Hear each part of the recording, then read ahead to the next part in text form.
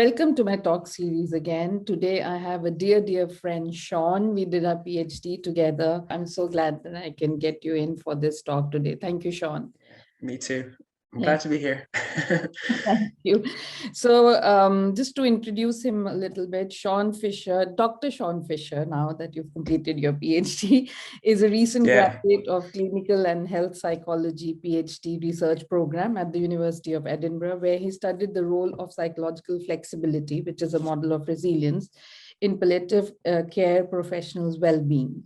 He has been working as a psychology research supervisor at Dublin Business School part-time since completing his studies. Maybe at this point, I should say that you are from Ireland, so you're back in Dublin right now.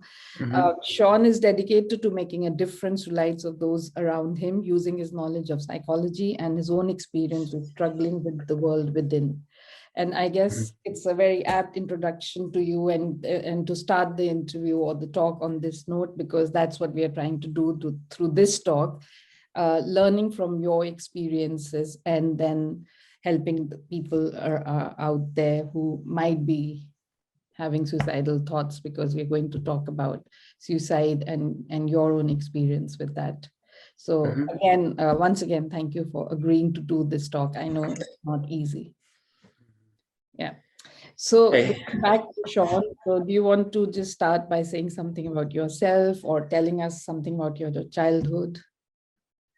Yeah, well, I think I'll start off first by saying that I never actually put this story together for anybody before. I never told this story in the way I'm going to today before. I always kind of gave people bits and pieces of it.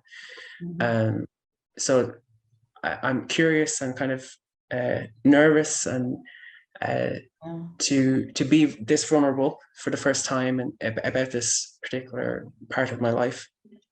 And I guess if we start from the beginning, when I was a child, I was really I had a perfectly normal childhood, I guess you could say, or a perfectly happy childhood. I was always kind of excited about things. I remember I watched a recording of myself when I was about 5 years old, screaming with excitement because of this box set TV that you used to have that was kind of tiny, but I was screaming with excitement about it, and it just yeah, I was always excited, probably overly excited about things. But at the same time, I was kind of in school, especially, I was kind of the shy kid. That's what teachers would say about me in the school reports at the end of the year, that I was kind of the shy one, and that kind of didn't want to read things out in front of everybody or whatever it might be. But yeah, so I always had that shyness part, and that might come out as I talk as well. You might pick that up. But yeah, so things started to change for me then. When I was about 12 years old, so I was coming to the end of primary school, and actually during my I should say this. I should tell this story first before I go into my struggles, but because it's going to feel a bit clunky, but you'll understand why I'm saying it afterwards. So when I was 12 years old, I was absolutely in love with this singer called Anastasia, and I got the chance to go see her when I was 12 years old in Marley Park in Dublin, and it was one of the best days of my life. Still to this day, I would say that. I remember her coming on stage, and I just got so excited about it, and I was like, whoa, like my 12-year-old brain just had like all these firing neurons going on, and I just got so excited about it, and it was yeah, still to this day, it's one of my I would say the best days of my life. And at the end of her gig, she kind of had kind of these messages for people leaving the concert, and those were kind of like about peace, love, and unity. And also she had this kind of message of make a difference. So I'm going to leave that story for now, because that's, I know it's going to feel a bit clunky, but that if you keep that in the back of your mind while I'm going on to talk about my struggles, it will come clear. Sure. Yeah. So I just get a bit of water. Talking too fast. Yeah. No, I think while you have your sip of water, I will come back to your story. But I think that's why I've been kind of inspired by you, and that's why you fit into this theme of true inspirational stories, because you have this side to yourself that which is so cheerful. You're laughing all the time, you're making people laugh, and always a very, very vibrant personality. And when at some point we talked about your teenage life and your suicide attempt, I was taken aback, because the way you came across, so happy, so friendly, so cheerful, I could have never thought you would have had that as well as part of your life. And that's why, and even now, the way you talk and you tell your story and the way you're laughing, I guess our viewers are getting an idea of what kind of a fun person you are. But again, and that's what is also important, I guess, in this talk, that we all have these different phases of life, and we can still be very cheerful and happy and talk about those memories in a more inspiring and happy manner, rather than being sad or upset about that. So on that note, I think coming back to you and your story.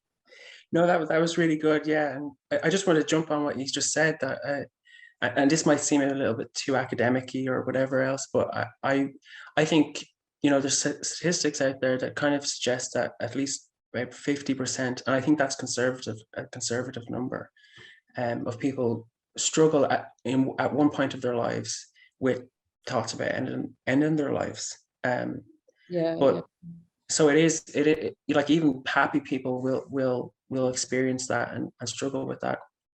So yeah. Globally, I think, and since you are doing academic, I thought I can throw this in as well. And you're right, like globally, the World Health Organization statistics tells us that more than 800,000 people commit suicide almost on a yearly basis. Yeah, it's a huge number, and both males and females, and it's a global phenomenon. So people at different levels in different countries are affected by it. So yes, it is an important topic. Yeah, and stages of their life as well. It's yeah. But yeah, so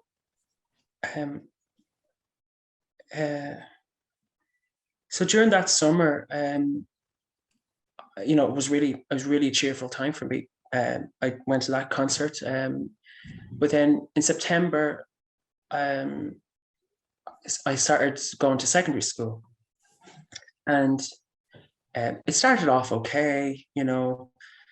Everything went kind of smoothly, but then I kind of was starting to struggle with myself quite significantly, and a lot of things were on top of me at the same time. So one of the things that I don't want to mention it too briefly, because it is significant, but it wasn't the main feature. I just want to stress that as well. And was that, I started realizing that I was probably different to other boys, because I was attracted to other boys.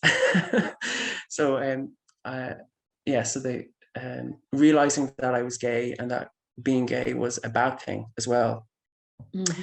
And I also started struggling with, okay, if I'm gay and that's a bad thing, what's going to happen to my brother? What's going to happen to my sister? What's going to happen to my mother, my father, if everybody finds out? And what's going to happen to me? And it was just, I thought my sister and my brother were going to be bullied over it. I thought my parents would be called bad parents for having a gay son, and so that was definitely a significant struggle at the time.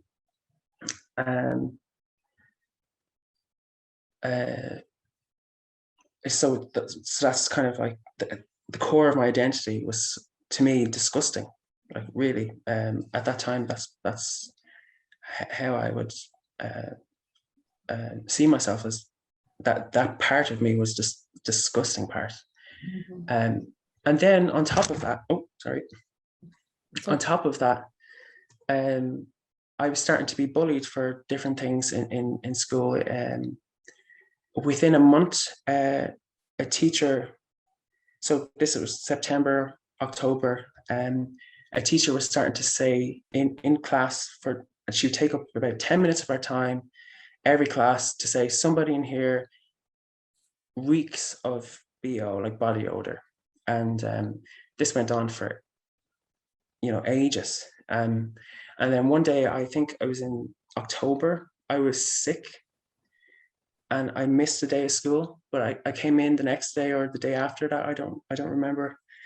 And a cousin of mine came up to me and said, "Oh, by the way, when you were out sick, that teacher said you're the one that has the body odor." And so she's kind of said that publicly to all the other students. So it then became a way for them to sort of bully me, I guess. And every day I had that teacher saying the same things, and I knew it was kind of directed at me. So it was very, very difficult to be in that.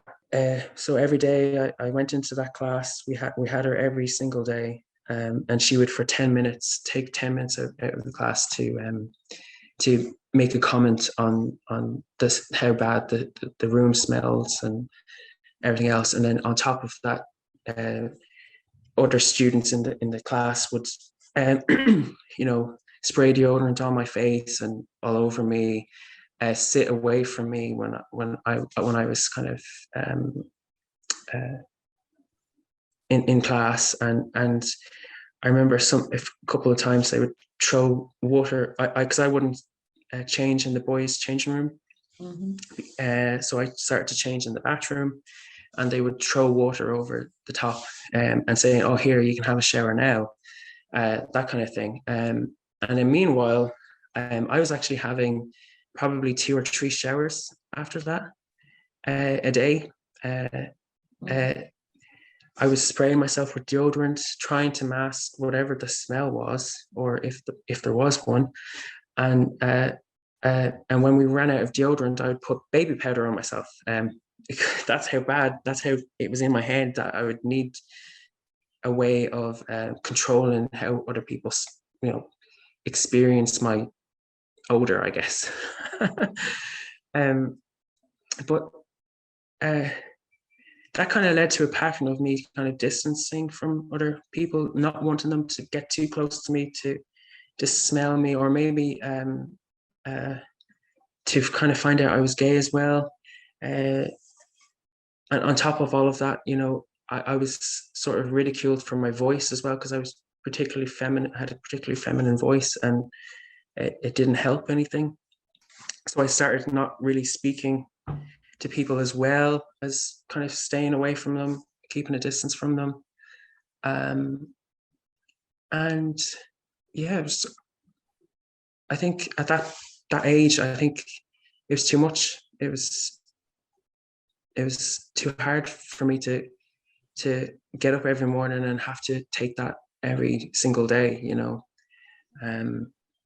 that sounds terrible, and wanting to go to school could be a struggle at that point, like if so much is happening.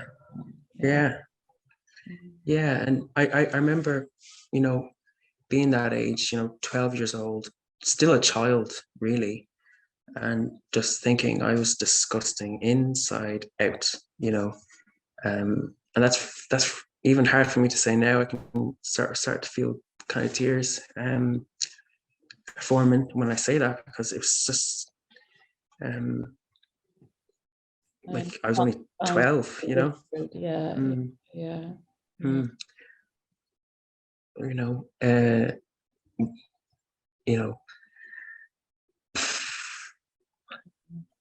What can a 12-year-old do? So that started me having thoughts around, maybe it's better if I was gone, for my parents, for my sister, for my brother, and for people around me. Maybe they won't have to put up with me anymore. They won't have to put up with that little boy, Um, uh, this is harder than I thought it would be to say. I feel sad that we are actually on Zoom online. I wish I was there and given you a good hug at this point. It's really, Yeah. it's not easy what you've been through. I have tears in my eyes as well. Um, yeah, I can imagine how difficult for a 12-year-old. I guess even if at this age we experience that, it's not going to be easy. And for a child going to school every day and experience that, not only from other students, but also a teacher, it just sounds very, very difficult. Yeah, yeah, terrible thing. Yeah. And this, I guess, also brings on a issue of bullying, which is so common in schools. And of course, we're not talking about that right now. But again, that can be I know a lot of children and young people who had that experience, which can be so devastating and so many different levels. Yeah. Yeah. Yeah. And it was really that, I think, that constant bullying, I think, was really the catalyst for the um uh, the wanting the desire to end my life at that young age. And I didn't really know much about suicide at that age. What do you know about it at that age? And at that time, I think there wasn't this kind of movement that's now around the It Gets Better movement. That wasn't around when I was 12. I didn't know of anyone who really who you know who struggled with depression. I didn't know anyone who struggled with bullying. I didn't know anyone who struggled with suicidal thoughts, and I just felt totally alone there. And as well, and like I said, just feeling that for everybody it would be better if I was gone. And I don't remember if I knew about anyone who killed themselves or anything, but I don't think I did. But my first attempt happened in January. So from September to January, I put up with all of that.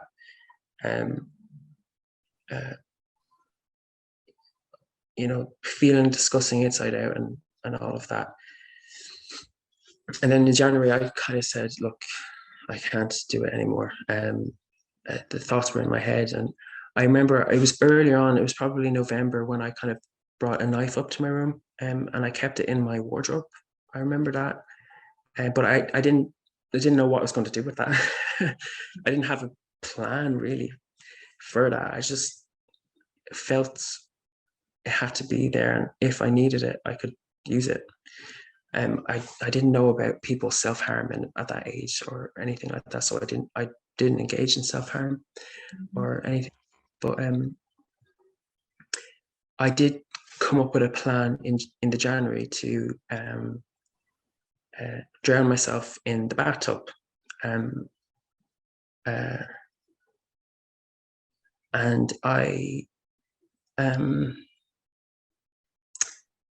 I remember going into the bathroom and tying a kind of a pajama jumper, if you know, one of those kind of cartoony kind of pajama jumpers. I don't remember which one it was or anything. It doesn't matter. But I tied it around my head so that I would have more difficulty breathing. And I ran the bath, and I remember, I don't know why I remember this, but I put on the cold water. And now I kind of think that it was because I didn't feel like I was even worth the warm water. to kind of to run the hot water. I didn't think I was worth that at that time. So I ran the cold bath, and I got into it, and thankfully it just wasn't working. I couldn't, whatever it was, I just wasn't drowning. Mm-hmm. And that kind of, I remember having two different thoughts at that when I realized it wasn't working. One of them was, God, you can't even kill yourself, you know. And the second one was, what if my sister found me in the bathtub? She's only 3, you know. I started then feeling so guilty about that. And I didn't write a suicide note or anything, because I don't think I even knew what a suicide note was back then. I didn't know how I'd write it. And I kind of wanted it to look like an accident more than anything else. Wanted it to look like an accident. And so it didn't take long from that attempt for me to try it again. But this time I went to a lake, this sort of reservoir that's near me called Blessington Lakes. It's a really beautiful reservoir, but you're not really allowed to swim in it. You're not supposed to swim in it because it's so lethal. And lots of people I know around this area have committed suicide in that lake, and that's what I planned to do then. And I actually did go down to the lake.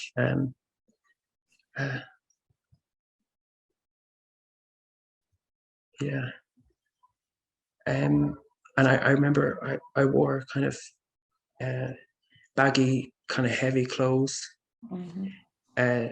It was I think it was the end of January or beginning of February. I was doing this, so it was still kind of cold.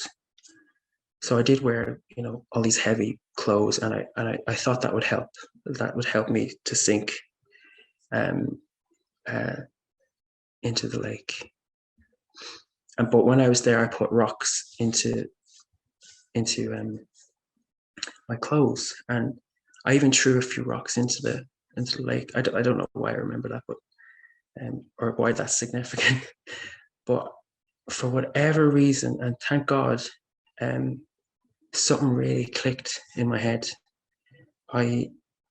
Before I got into the lake, and I was adamant to get into the lake that day, but before I did, I started having thoughts about the concert that I was at, and that's why I kind of was mentioning that. And I started having thoughts about, what if I could have more days like that one? Yeah. You know, yeah. What if I could have more days like that one? And then I started to think, like, I don't know how long I stayed there. I really don't. I started thinking about, I was kind of like, it was a struggle thinking. I was sort of kind of, it's like an argument with myself, like, why aren't you doing it now? We have to do it now. And no, I think we should hold off on this, or those kind of thoughts. It was kind of like a battle. And I started having thoughts about, you know, well, about the gay thing in particular. I said, well, maybe we could just, you know, like, hold off on that and disappear. And like, we could go somewhere different that nobody knows you, and it will all be fine. Your brother and sister and all of that won't be bullied.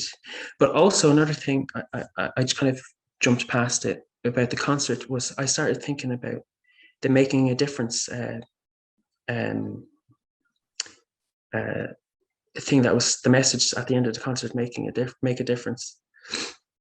And I started going, okay, what if my life could be about that? It doesn't have to be about you know, falling in love with someone that you really love, or it doesn't have to be about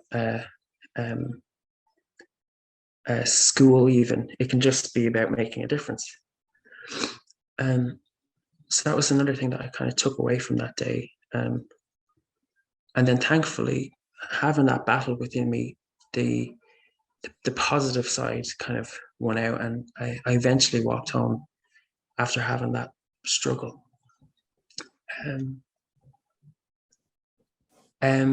But also I kind of promised myself to be invisible and to kind of get myself through school.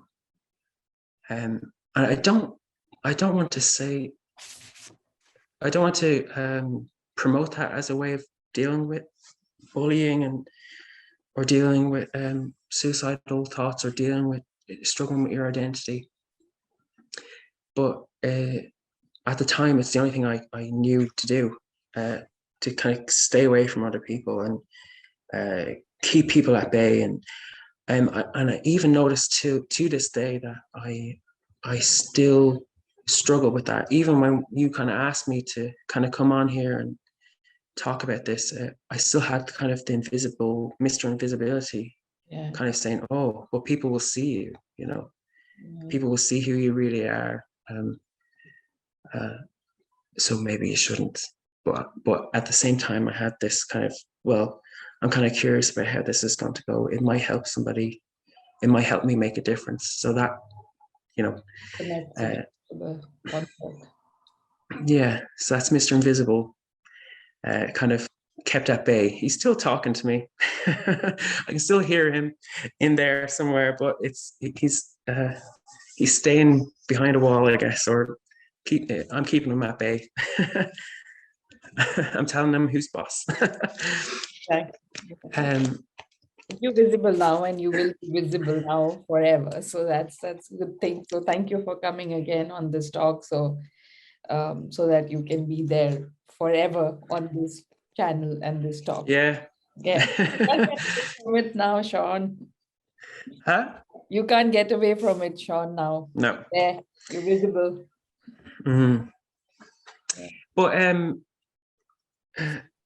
just going back to that as well, because you know, even though I had that moment of clarity, I still heavily struggled with thoughts about suicide for probably, actually still to this day, really, but very significantly within the 5 years that I was in secondary school. It was pretty bad. I didn't really know how to deal with it, really, but it never translated into a plan after that.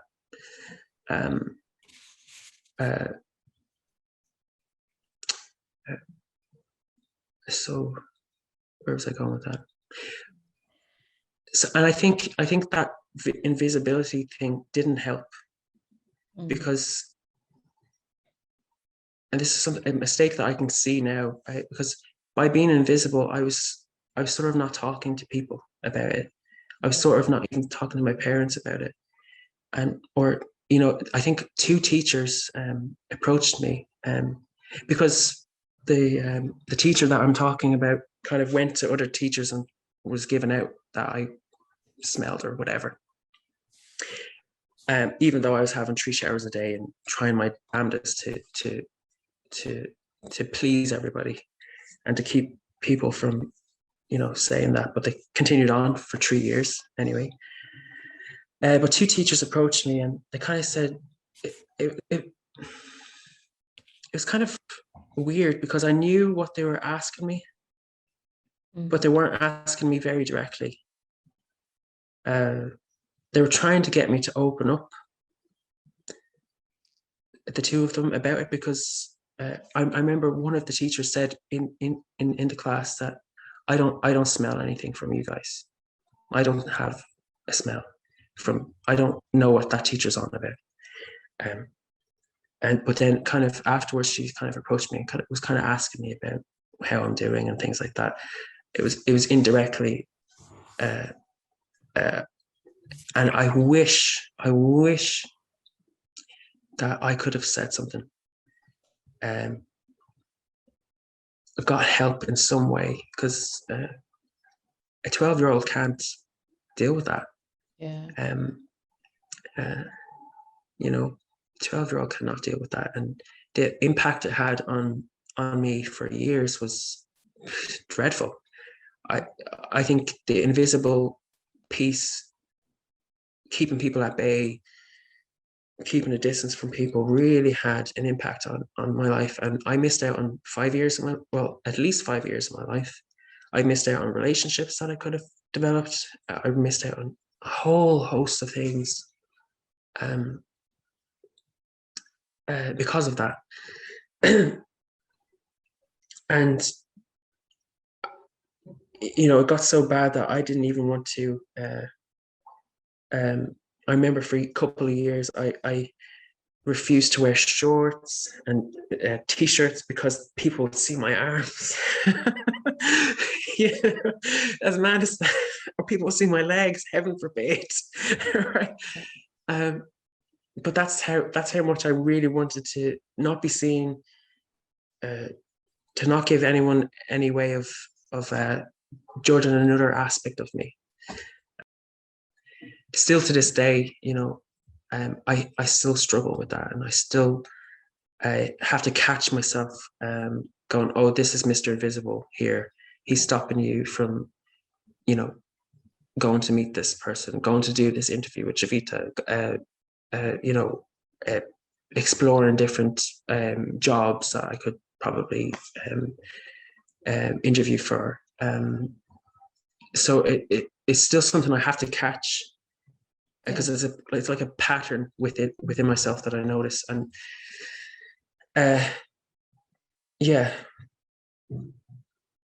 so I think that's the kind of the long-term consequences of that.